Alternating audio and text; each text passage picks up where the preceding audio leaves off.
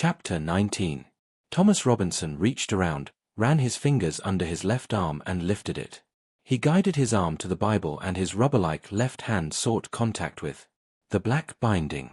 As he raised his right hand, the useless one slipped off the Bible and hit the clerk's table. He was trying again when Judge Taylor growled, "That'll do, Tom." Tom took the oath and stepped into the witness chair. Atticus very quickly induced him to tell us. Tom was 25 years of age, he was married with 3 children, he had been in trouble with the law before, he once received 30 days for disorderly conduct. "It must have been disorderly," said Atticus. "What did it consist of?" "Got in a fight with another man, he tried to cut me." "Did he succeed?" "Yes, Sue, a little, not enough to hurt. You see, Tom moved his left shoulder.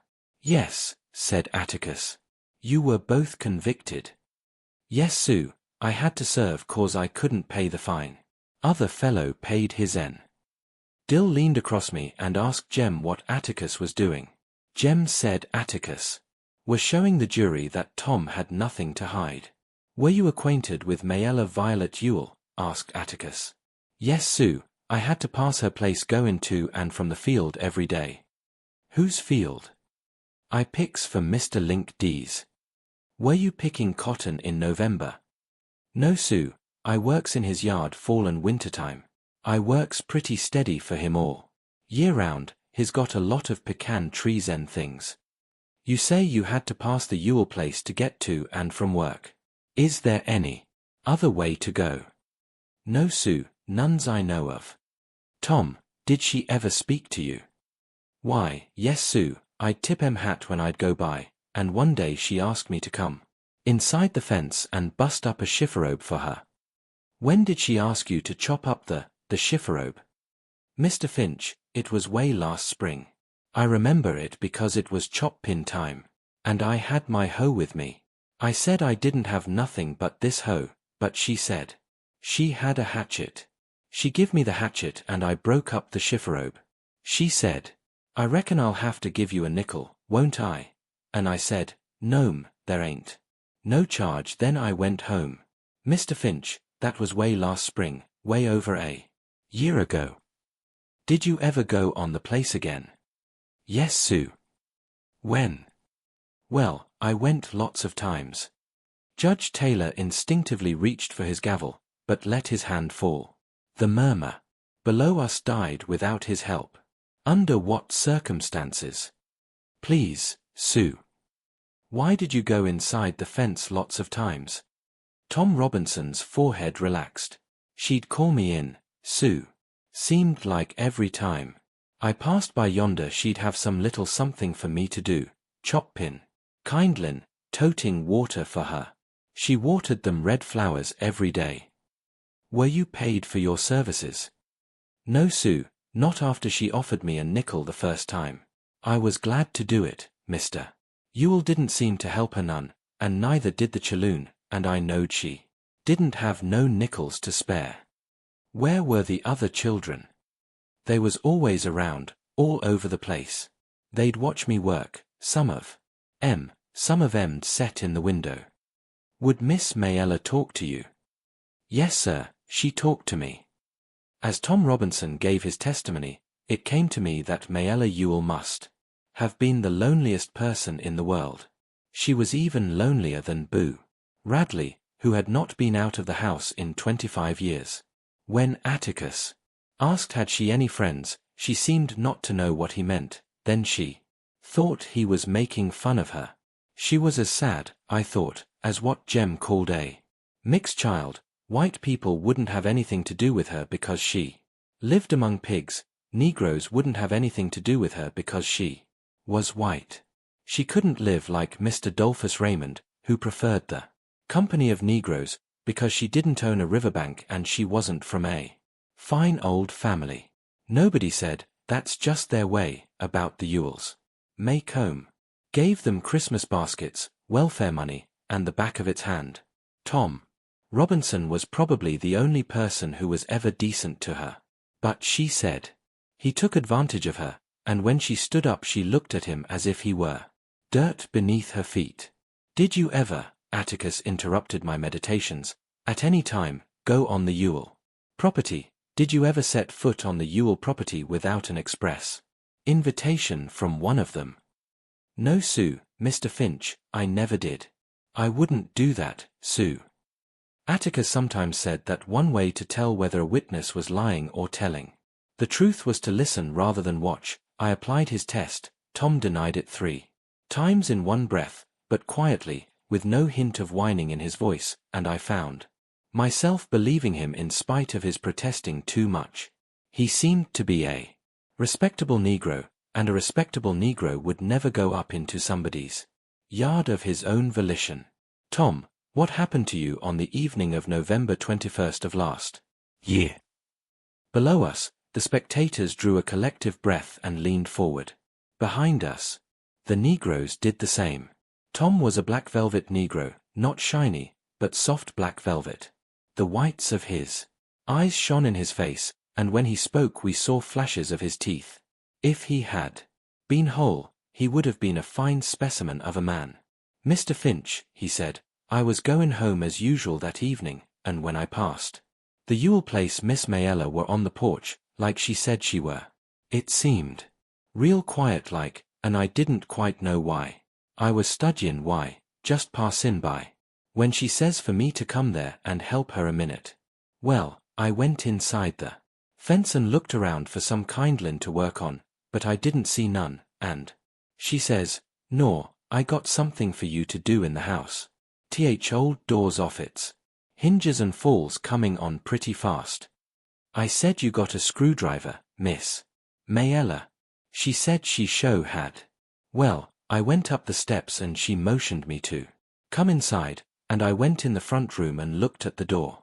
I said, "Miss Mayella, this door look all right." I pulled it back and forth and those hinges was all right. Then she shut the door in my face.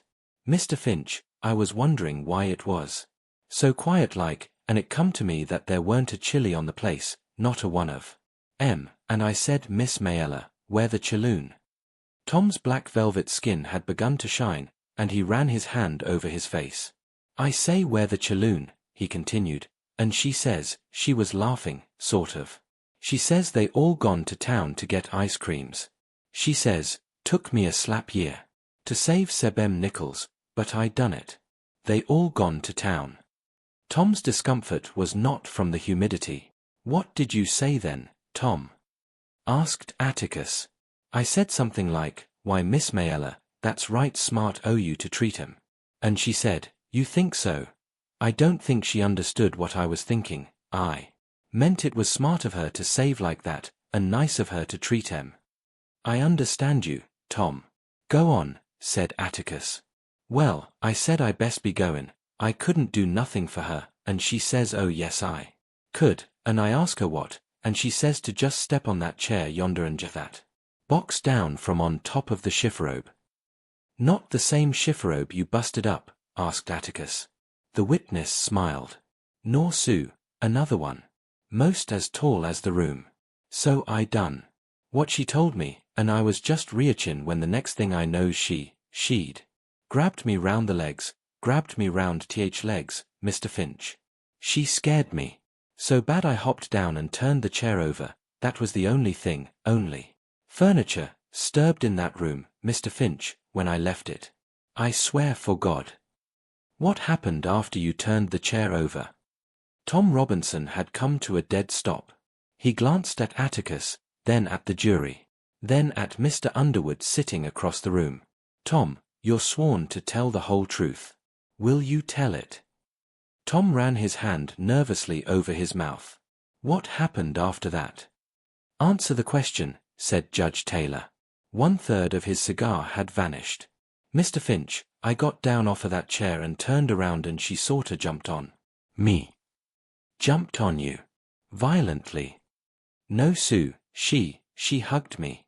She hugged me round the waist." This time Judge Taylor's gavel came down with a bang, and as it did the overhead lights went on in the courtroom. Darkness had not come, but the afternoon sun had left the windows. Judge Taylor quickly restored order. Then what did she do? The witness swallowed hard. She reached up and kissed me side of th face. She says she never kissed a grown man before and she might as well kiss a nigger. She says what her papa do to her don't count. She says, kiss me back, nigger. I say, Miss Mayella lemme outta here and tried to run but she got her back to the door. And Ida had to push her. I didn't want to harm her, Mr. Finch, and I say lemme pass, but just when I say it Mr. Ewell yonder hollered through th window. What did he say? Tom Robinson swallowed again, and his eyes widened. Something not fit into. Say, not fit in for these folks en Chaloon to hear. What did he say, Tom? You must tell the jury what he said. Tom Robinson shut his eyes tight. He says you goddamn whore, I'll kill why. Then what happened? Mr. Finch, I was running so fast I didn't know what happened. Tom, did you rape Mayella Ewell? I did not, Sue. Did you harm her in any way? I did not, Sue. Did you resist her advances? Mr. Finch, I tried. I tried to without being ugly to her. I didn't want to be ugly, I didn't want to push her or nothing. It occurred to me that in their own way, Tom Robinson's manners were as good as Atticus's. Until my father explained it to me later, I did not understand the subtlety of Tom's predicament. He would not have dared strike a white woman under any circumstances and expect to live long, so he took the first opportunity to run, a sure sign of guilt. Tom, go back once more to Mr. Ewell, said Atticus. Did he say anything to you? Not anything, Sue. He might have said something, but I weren't there. That'll do, Atticus cut in sharply. What you did hear, who was he talking to?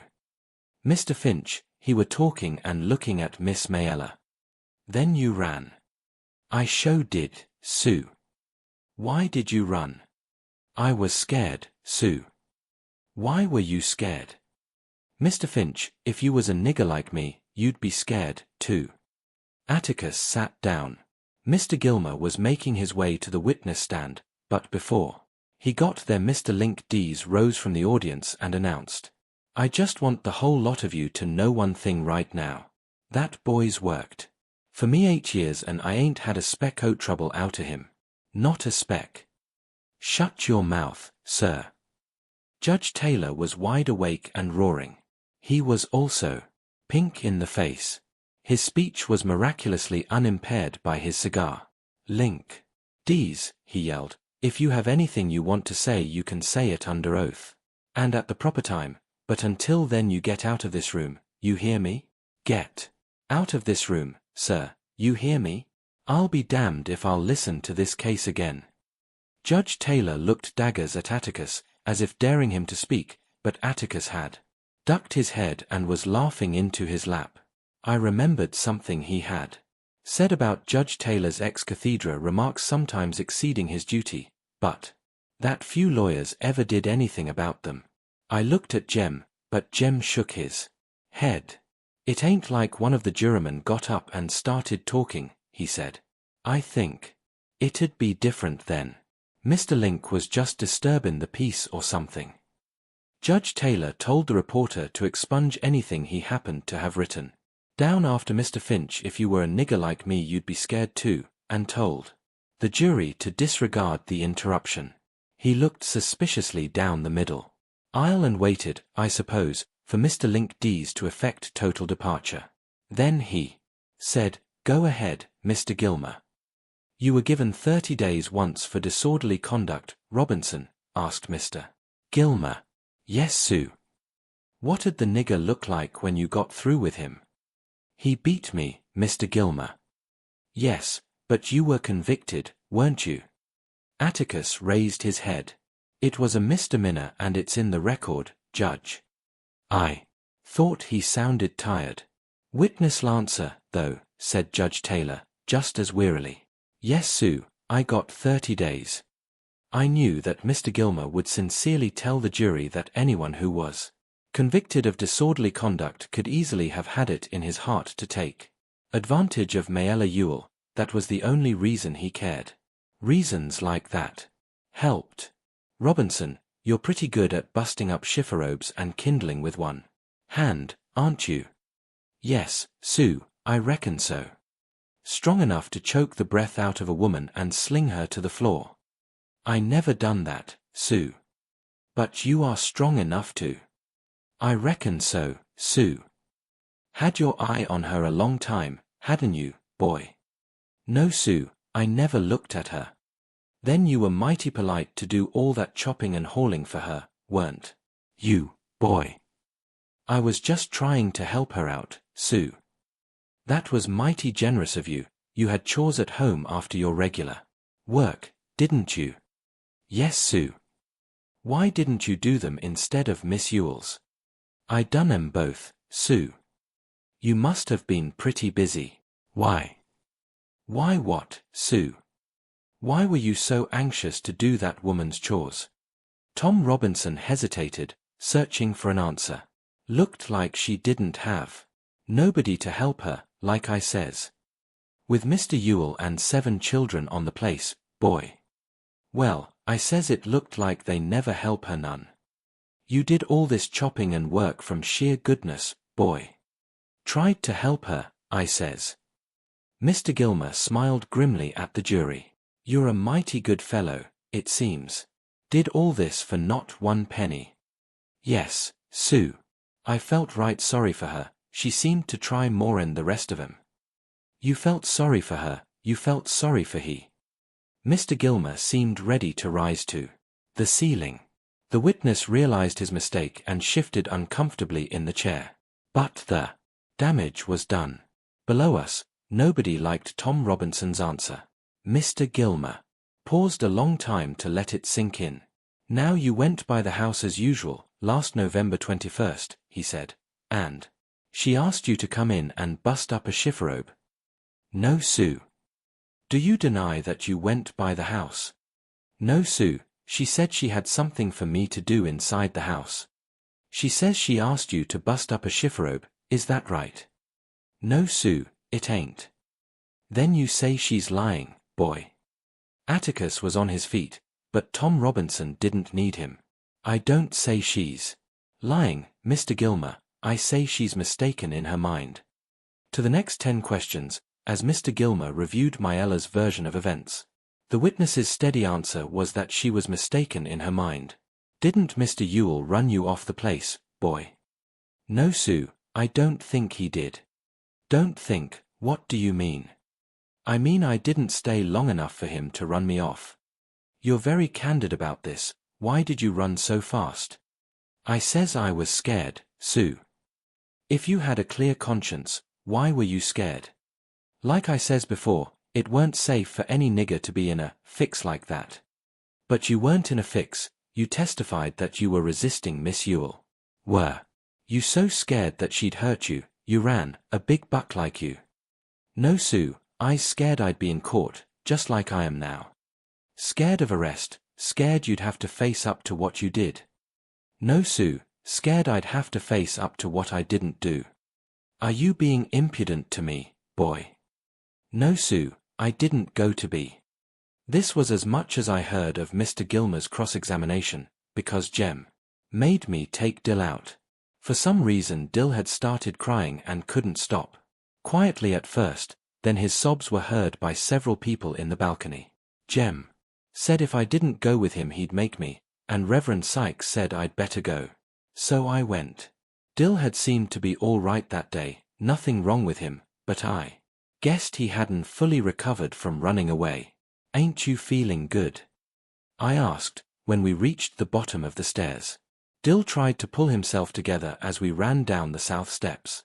Mr. Link Dees was a lonely figure on the top step. Anything happenin', Scout? He asked as we went by. No, sir, I answered over my shoulder. Dill here, he's sick. Come on out under the trees, I said. Heat got you, I expect. We chose the fattest live oak and we sat under it. It was just him I couldn't stand, Dill said. Who, Tom? That old Mr. Gilmer doing him that away, talking so hateful to him. Dill, That's his job. Why, if we didn't have prosecutors, well, we couldn't have defense attorneys, I reckon. Dill exhaled patiently. I know all that, Scout. It was the way he said it made me sick, plain sick. He's supposed to act that way, Dill, he was cross. He didn't act that way when. Dill, those were his own witnesses. Well, Mr. Finch didn't act that way to Mayella and Old Man Ewell when he cross-examined them. The way that man called him boy all the time and sneered at him, and looked around at the jury every time he answered. Well, Dill, after all he's just a Negro. I don't care one speck. It ain't right, somehow it ain't right to do 'em that way. Hasn't anybody got any business talking like that, it just makes me sick. That's just Mr. Gilmer's way, Dill, he does 'em all that way. You've never seen him get good and down on one yet. Why, well, today Mr. Gilmer seemed to me like he wasn't half trying. They do 'em all that way, most lawyers, I mean. Mr. Finch doesn't. He's not an example, Dill, I was trying to grope in my memory for a sharp phrase of Miss Maudie Atkinson's. I had it, he's the same in the courtroom as he is on the public streets. That's not what I mean, said Dill.